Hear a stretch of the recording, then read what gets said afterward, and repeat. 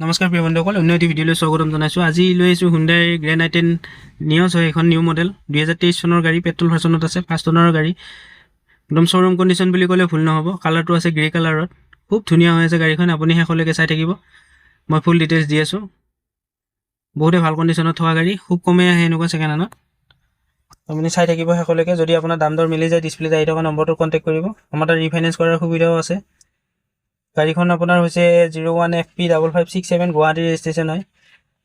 আপোনাৰ new model হয় এইখন, গ্ৰেণ্ড i10 নিয়ছ নিউ মডেল, মেগনা মডেল। খুবেই ভাল কণ্ডিশ্যনত আছে, শেষলৈকে চাই থাকিব, মই ফুল ডিটেইলছ দি আছোঁ। আপোনাৰ গাড়ীৰ লুকটো চাওক, ইমান ধুনীয়া হৈ আছে। কালাৰটো আছে গ্ৰে কালাৰত, টাইটেন গ্ৰে বুলি কয়, খুব ধুনীয়া হৈ আছে।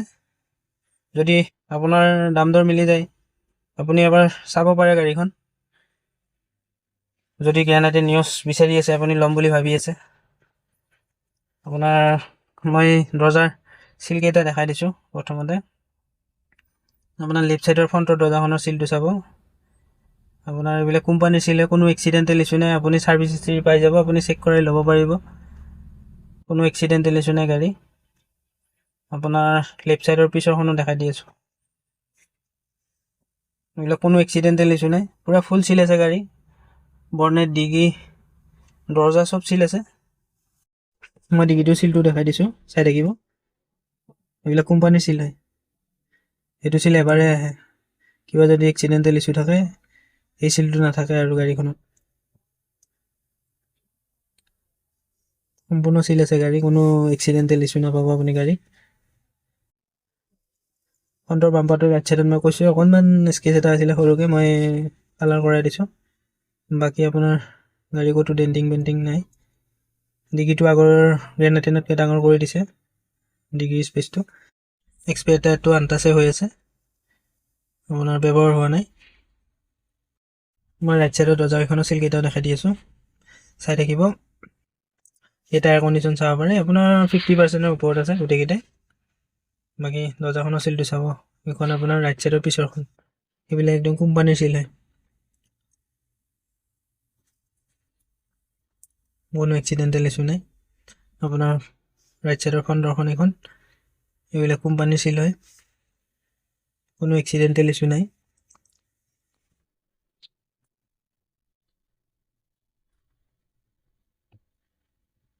মই ইঞ্জিনটো দেখাই দি আছোঁ,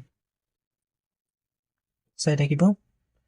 আপোনাৰ বনেটখন দেখাই দিছোঁ, বনেটৰ চিলকেইটা চাব, এইবিলাক কোম্পানীৰ চিল হয়, কোনো এক্সিডেণ্টেল ইছ্যু নাই।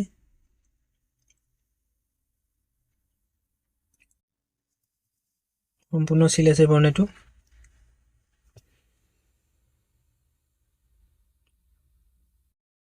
বাকী এপ্ৰনটো চাব, এইবিলাক চিল আছে, কোম্পানীৰ চিল হয়। ইঞ্জিনো ধুনীয়া হৈ আছে, কোনো লিকেজ চিকেজ নাই।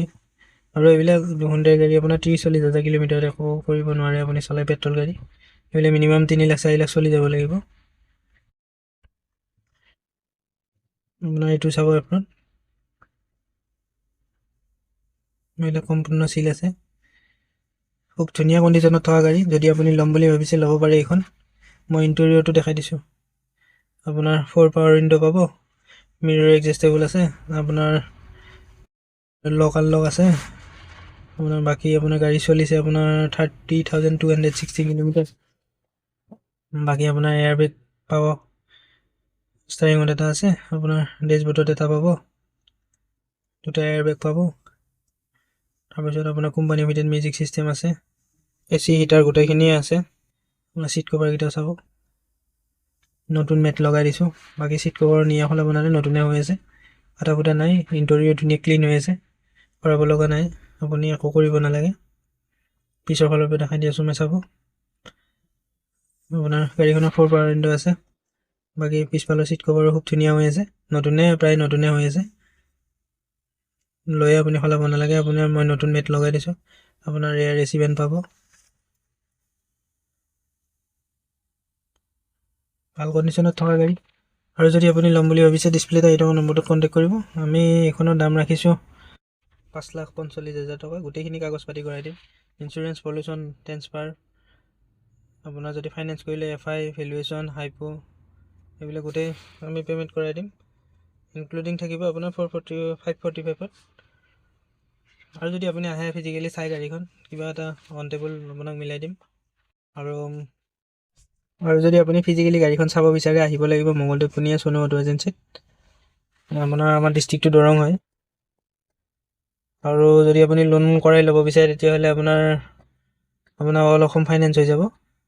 আপোনাৰ প্ৰফাইল বেংকিং ভাল হ'ব লাগিব। আপুনি যদি লোন কৰি ল'ব বিচাৰে তেতিয়াহ'লে আপোনাৰ বেংক ষ্টেটমেণ্ট লাগিব 6 মাহৰ, আৰু আধাৰ কাৰ্ড পান কাৰ্ড হ'লে হ'ল। বাকী পিছত আপোনাৰ ফাইনেন্সে যি লাগে আপোনাৰ পৰা লৈ ল'ব। ফাৰ্ষ্ট আপোনাৰ প্ৰচেছিঙৰ কাৰণে আপোনাৰ আধাৰ কাৰ্ড পান কাৰ্ড আৰু বেংক ষ্টেটমেণ্টটো লাগিব। আৰু যদি আপোনাৰ প্ৰফাইল বহুত ভাল, আপুনি ৰাতিপুৱা আহিলে আপুনি গধূলি গাড়ী ডেলিভাৰী লৈ ঘৰত যাব পাৰিব। সেইখিনি সুবিধা আছে। আপোনাৰ আগতে লোন লোৱা হ'ব লাগিব, প্ৰফাইল খুব ভাল হ'ব লাগিব। ৰাতিপুৱা আহিলে আপুনি গধূলি গাড়ী ডেলিভাৰী লৈ যাব পাৰিব, এদিনতে হৈ যাব। আৰু আজিলৈ ইমানেই। ধন্যবাদ ভিডিঅ'টো সকলোৱে চাই থকাৰ বাবে।